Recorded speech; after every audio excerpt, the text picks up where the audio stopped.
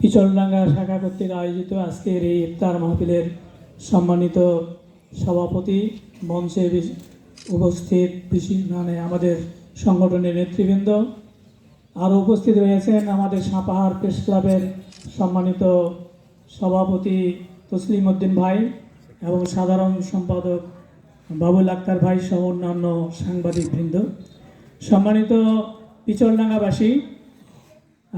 আমি ছোটোবেলা থেকেই এই পিছলডাঙ্গার সঙ্গে খুবই জড়িত। পিছলডাঙ্গায় আমার একজন দোস্ত ছিল, বন্ধু ছিল, আব্দুর রহিম। আমি তখন থেকে জানি এই এলাকার মানুষ সহজ সরল এবং ধর্মপ্রাণ।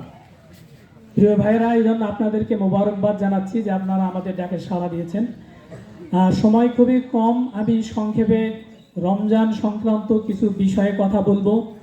তার আগে আমি গভীরভাবে নিন্দা জানাচ্ছি সেই বর্বর ইসরায়েলকে, যারা নৃশংসভাবে আমাদের মুসলমান ফিলিস্তিন ভাইদের উপর নির্যাতন চালাচ্ছে এই রমজান মাসে। এজন্য আমি সেই ইসরায়েলের তীব্র নিন্দা জ্ঞাপন করছি এবং সে সঙ্গে আল্লাহ যেন ফিলিস্তিনিকে হেফাজত করেন সেই কামনা করছি। প্রিয় উপস্থিতি, রমজান মাস এসেছে আসলে আমাদেরকে তাকওয়া শেখানোর জন্য, আর তাকওয়াটা দরকার। এজন্য দুনিয়ার জীবনটাকে সুন্দর করতে গেলে তাকওয়ার প্রয়োজন। দুনিয়ার জীবন কখনোই সুন্দর হবে না যদি একটা মানুষের মধ্যে তাকওয়া না থাকে।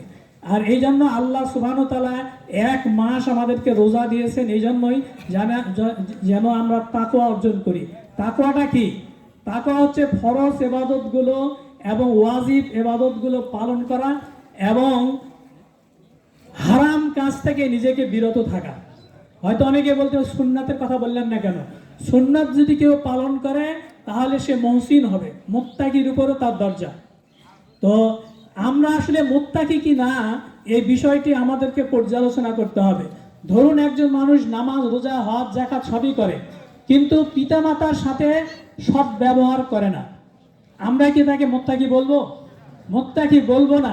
এই জন্য যে সে যতবারই 100 বারই হজ করুক না কেন, কারণ সে একটা ফরজ ইবাদত কি করছে? লঙ্ঘন করছে। এমনভাবে একজন মানুষ নামাজ, রোজা, হজ, যাকাত সবই করে, কিন্তু মানুষের অর্থ সম্পদ লুটপাট করে খায়, চুরি করে, তাকেও আমরা মুত্তাকি বলবো না, কারণ সে হারাম কাজ থেকে নিজেকে বিরত রাখতে পারেনি। আল্লাহ রাসূল সাল্লাল্লাহু আলাইহি সাল্লামের সময় একজন সাহাবী ছিলেন, এই সাহাবী মারা গিয়েছিল। মারা যাওয়া এই সাহাবী আল্লাহ রাসূলের বাড়িতে কাজ করত। মৃত্যুর পরে সাহাবারা বললেন যে এ কতই না সৌভাগ্যবান যে সে আল্লাহ রাসূলের বাড়িতে কাজ করত। আল্লাহ রাসূল বললেন, যাকে তোমরা সৌভাগ্যবান বলছো, আমি তো দেখতে পাচ্ছি আমার এই সাহাবীর কবরে আযাব হচ্ছে। সাহাবারা অবাক হলেন, বললেন, হে আল্লাহ রাসূল, এটা কিভাবে সম্ভব? এত ভালো একটা মানুষ আর তার কবরে আযাব হচ্ছে? আল্লাহ রাসূল বললেন, সে গনিমতের মাল থেকে একটা কম্বল চুরি করেছিল, আর সেই কম্বল আগুনের কম্বল হয়ে তাকে আজকে আযাব দেওয়া হচ্ছে। প্রিয় ভাইয়েরা, এজন্য মুত্তাকি হতে হলে আল্লাহর সমস্ত বিধিবিধানগুলো, ফরজ এবং ওয়াজিবগুলো যথাযথভাবে পালন করতে হবে। কিছু মানবো আর কিছু মানবো না, এটি করলে ইসলাম এটি হবে না। আল্লাহ বলেছেন, আফা তুমিনুনা বিবাযিল কিতাব ওয়া তাকফুরুনা বিবায ফামা জাযাউ মান ইয়াফআলু মিনকুম ইল্লা খিজুন ফিল হায়াতিদ দুনিয়া।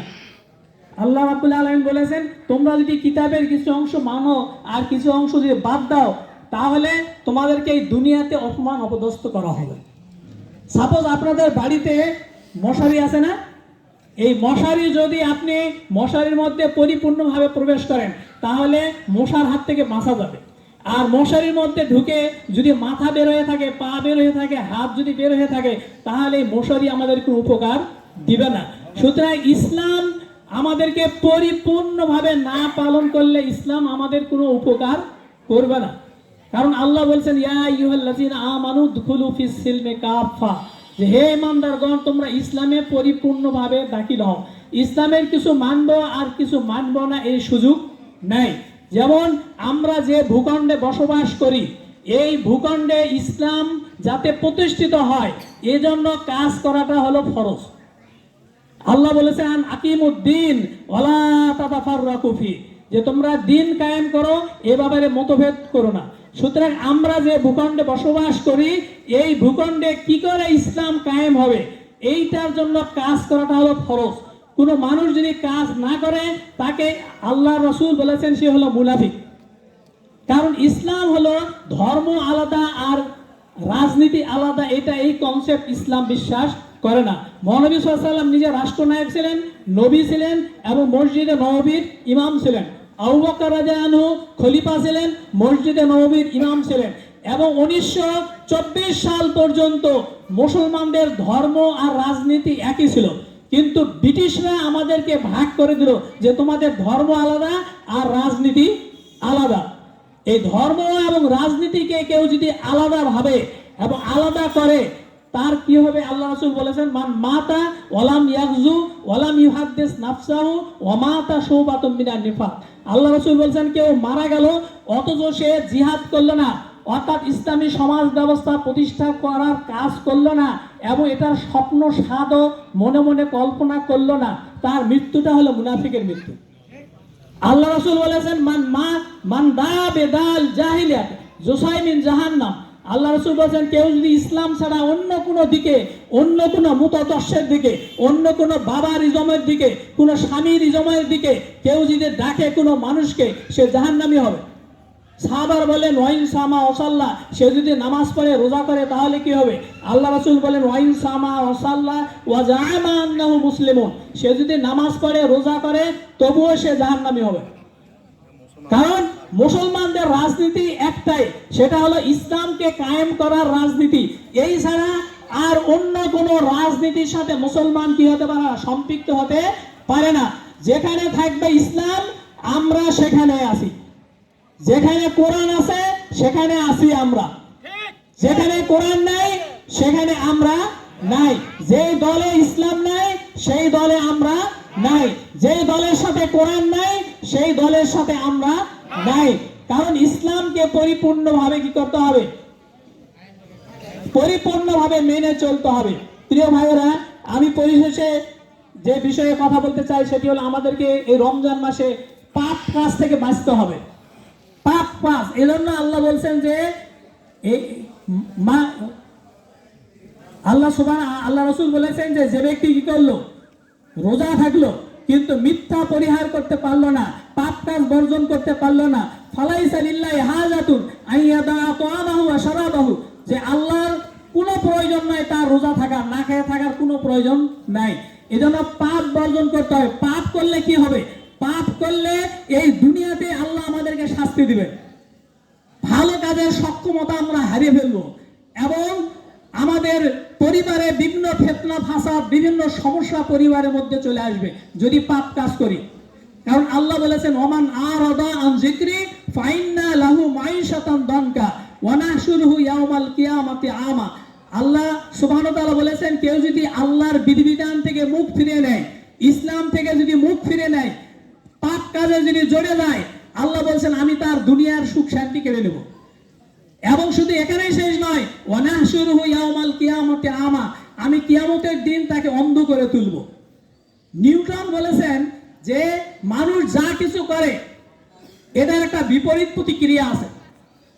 বিজ্ঞানী নিউটন বলছেন, উনি যেটা বুঝেছেন আমাদের অনেক আলেমরাও সেটা বুঝতে পারতেছি না। উনি বলেছেন, ভালো কাজ করলে ভালো রেওয়াজ আসবে, খারাপ কাজ করলে খারাপ প্রতিক্রিয়া আসবে। আমি যদি দুনিয়াতে ভালো কাজ করি, এই দুনিয়াতে আমার সুখ আসবে, পরকালে তো আসবে। আর দুনিয়াতে যদি খারাপ কাজ করি, দুনিয়াতে আমাদের দুঃখ কষ্ট আসবে, আর পরকালে তো ভয়াবহ আসবে। আল্লাহ সুবহানাহু ওয়া তাআলা বলেছেন যে ওয়ালা নাজিকান্নাহুম মিন আযাবিল আদনা দুনা আযাবিল আকবার। আল্লাহ সুবহানাহু ওয়া তাআলা বলেছেন যে তোমরা যে দুনিয়াতে পাপ কাজ করো, এই পাপের একটা ছোট শাস্তি আমি এই দুনিয়াতে দেব, আর বড় শাস্তি দেব আখিরাতে। আর এটা এই জন্যই দেব লাআল্লাহুম ইয়ারজুন, যাতে তোমরা ফিরে আসতে পারো।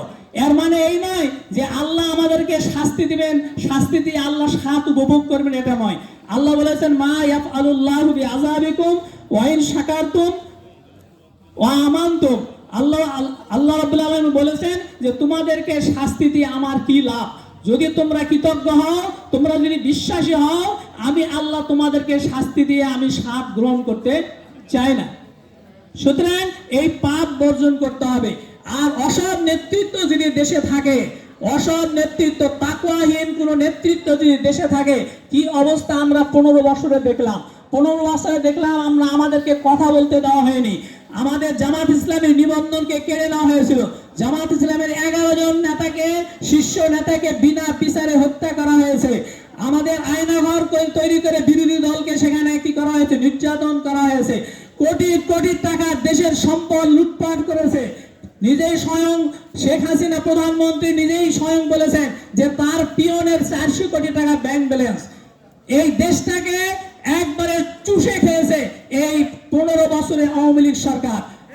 এবং এই আওয়ামী লীগের আমলে আওয়ামী লীগের লোকেরাও পর্যন্ত নির্যাতিত হয়েছে, যার কারণে আমরা দেখেছি জুলাই বিপ্লবে আওয়ামী লীগের অনেক লোক তারা ময়দানে ছিল, তাদের পরিবারের অনেক সন্তান তারা ওই জুলাই বিপ্লবে ছিল, অনেকে গুলিবিদ্ধ হয়েছে।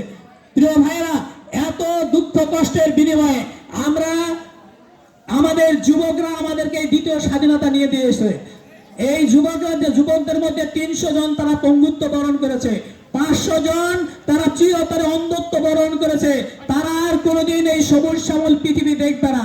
তাদের 20,000 জন, তারা 20,000 জন আহত হয়েছে, 1401 জন নিহত হয়েছে। তাদের পরিবারের আহাজারি, তারা একটা স্বপ্ন দেখেছিল, আর সেই স্বপ্ন হচ্ছে একটি বৈষম্যহীন, মানবিক, দুর্নীতি মুক্ত, বেকারত্ব মুক্ত একটি বাংলাদেশ গড়ার। প্রিয় ভাইরা, আমরা যদি একটি মানবিক সুন্দর বাংলাদেশ গড়তে চাই,